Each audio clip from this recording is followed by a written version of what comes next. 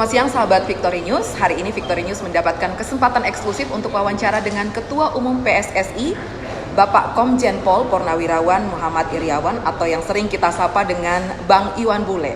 Selamat siang. Siang, shalom. Shalom. Bagaimana Kota Kupang? Dalam pandangannya Bang Iwan, karena sudah hampir 2 hari di sini, tentu ada perbedaan mencolok ketika tahun 2005-2006 Bapak bertugas di sini. Ya. Apa perbedaan yang mencolok?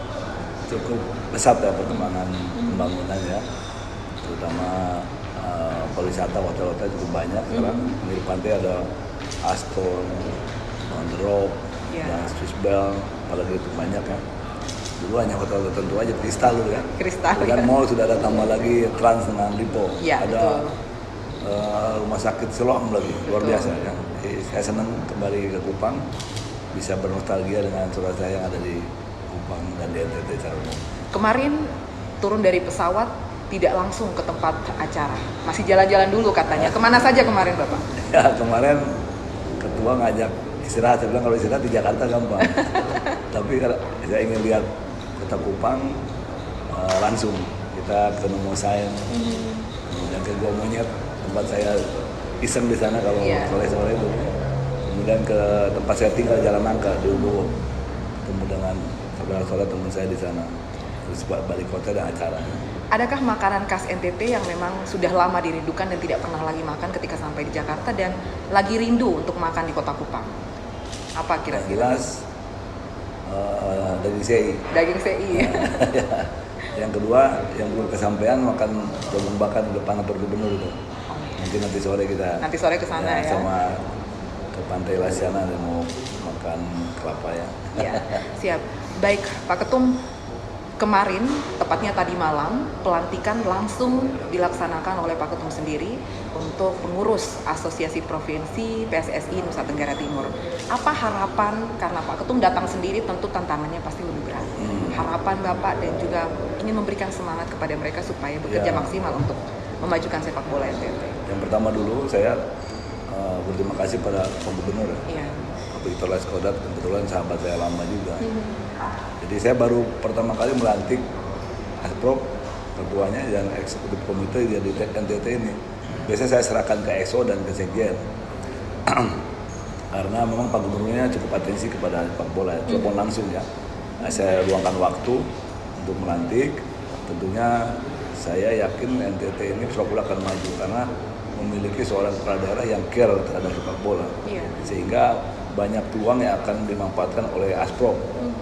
Karena dalam bincang-bincang kemarin dengan saya sebelum pelantikan, infrastruktur akan dibangun, kan pada skala besar tentu pemerintah pusat bisa turun di sini. Dan saya yakin hubungan Pak Gubernur dengan Pak Presidennya cukup baik, itu bisa dimintakan. Kedua, minta pelatih, kita akan akomodir nanti pelatih mana yang kita bisa kirim ke sini untuk melatih talenta-talenta NTT yang cukup banyak NTT ya. Apa harapan Bapak terutama ketika melihat potensi kita pesepak bola NTT dan juga anak-anak daerah sebenarnya punya potensi dan lain-lain. Apa sebenarnya yang perlu mereka kembangkan, mereka tingkatkan supaya bisa bersaing dengan mereka yang di tingkat nasional yang rata-rata sudah pada klub besar? Ya, talenta banyak di sini. Pemain kita ada di Timnas Jables ya. Kemudian juga penggawanya Bali United ya. Bagus sekali. Jadi pertama adalah mental yang berubah. Mentalnya berjuang, mentalnya fighting spiritnya, mental untuk menjadi baik gitu. Biasanya kalau sudah maju ada saja kan gangguannya. Kemudian juga tentunya mindset.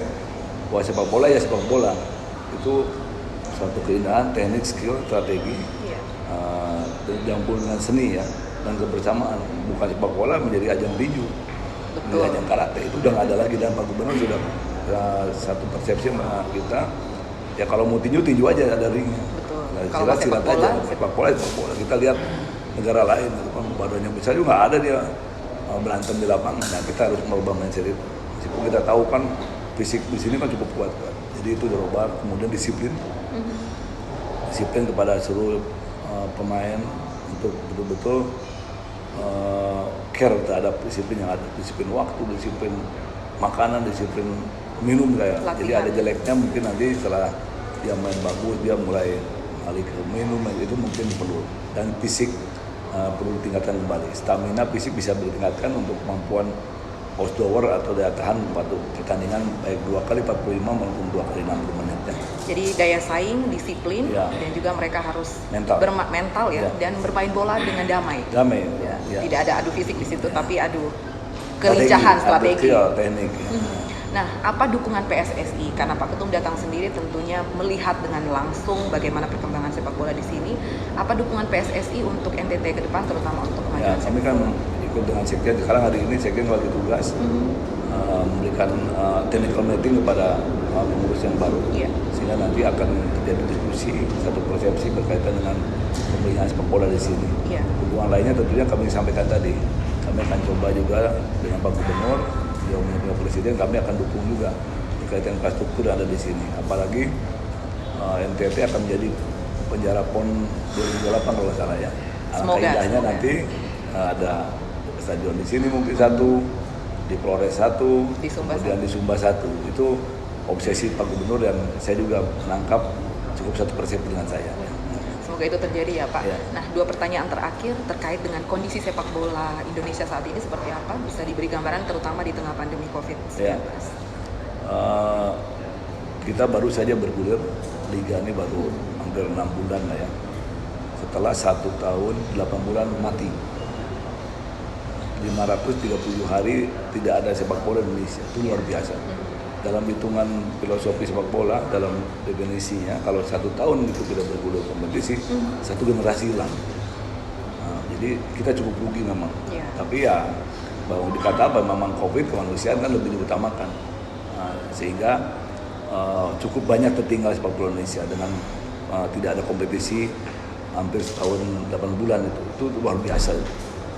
Negara lain ada yang maju, ada yang tidak, ada yang bergulir ya, tergantung pemerintah yangnya. Tapi alhamdulillah 6 bulan kebelakang kita diberikan izin dan sekarang kita bisa lihat pemain-pemain timnas meskipun waktunya sempit dalam kompetisi tapi sudah bisa berbuat karena kita memang meng-hire pelatih cukup bagus dari Korea, Sinteyong, dan kita straight pada hal timnas kita. Bicara soal Sinteyong sangat viral di Indonesia, terutama juga karena membawa timnas di tingkat internasional, dan beberapa hal mungkin yang bisa dipelajari seperti yang tadi malam juga Bapak sudah sempat sampaikan 3 hal penting yang dipelajari dari Sinteyong. Apa itu? Mungkin kita juga bisa belajar dari pelatih hebat depan tadi kan mental ya. Jadi saya ikutin betul mulai dia datang sampai terus tiap pelatihan saya betul-betul intens dengan pelatih dan anak-anak. Saya tanyakan apa yang kamu rasakan, bagaimana perubahan dipimpin oleh Sinteyong. Yang mental itu mental bertanding, mental bertempur, mental kuat, mental spirit untuk menang.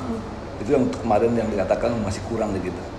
Jadi kadang saya tanya ke Pak Dimas, apa yang kamu rasakan setiap pertanding? Selalu takut belum bertanding. Saya bilang tidak bisa itu. Dan sekarang itu kita ubah menjadi seorang mental juara. Dan alhamdulillah kemarin meskipun sekali lagi 4 bulan kita baru kompetisi, tapi kita bisa bermain cukup bagus dalam AFF jadi runner up. Orang mungkin bilang, dulu juga runner up terus kok 6 kali beda. Dulu kompetisi jalan, kemarin cuma 4 bulan. Itu pun kita bisa mengalahkan Malaysia cukup telak ya. Apalagi kalau 1 tahun 8 bulan itu tetap ada kompetisi, pasti lebih hebat lagi. Makanya kita berharap meskipun sekarang COVID bergulir, kita bedakan antara COVID berjalan dengan prokes yang ada di Liga.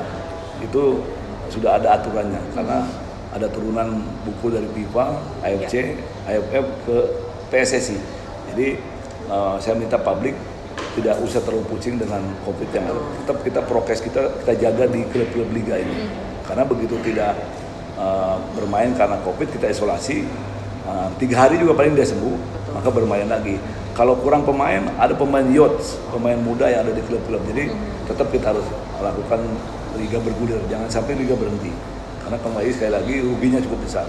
Apalagi nanti kalau liga berhenti, Maret belum selesai, maju lagi setelah Lebaran, kemudian mengganggu lagi jadwal kompetisi yang ada, termasuk agenda-agenda dunia seperti AFC, AFF itu jadi berbenturan itu. Kemarin kan liga sedang bergulir, timnas main, itu jadi masalah. Harusnya kan pemain timnas kita dari liga.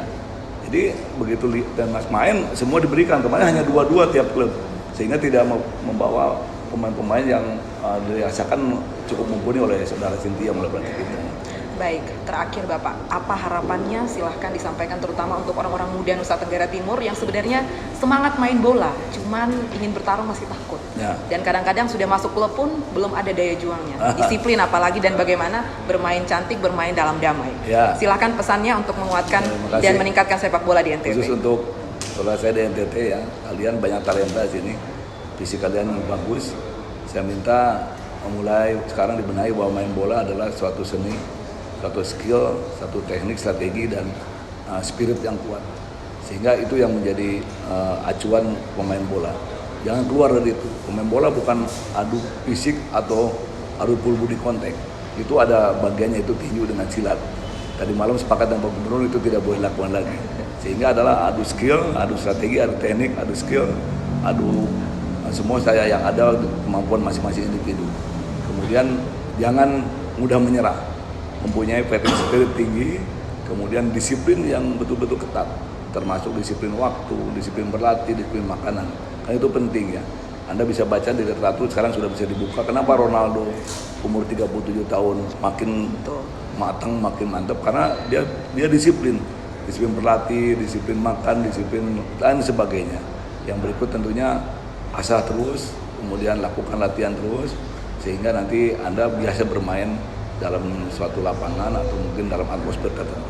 Terima kasih. Baik, terima kasih Bang Iwan sekali lagi untuk kesempatan hari ini. Kita beri semangat dulu dengan yel-yel kita. Bang Iwan boleh pimpin, saya akan menjawab. Salam sepak bola. Bersahabat. Sepak bola. Bersahabat. Sepak bola. Bersahabat. Terima kasih. Terima kasih Bang Iwan untuk hari ini.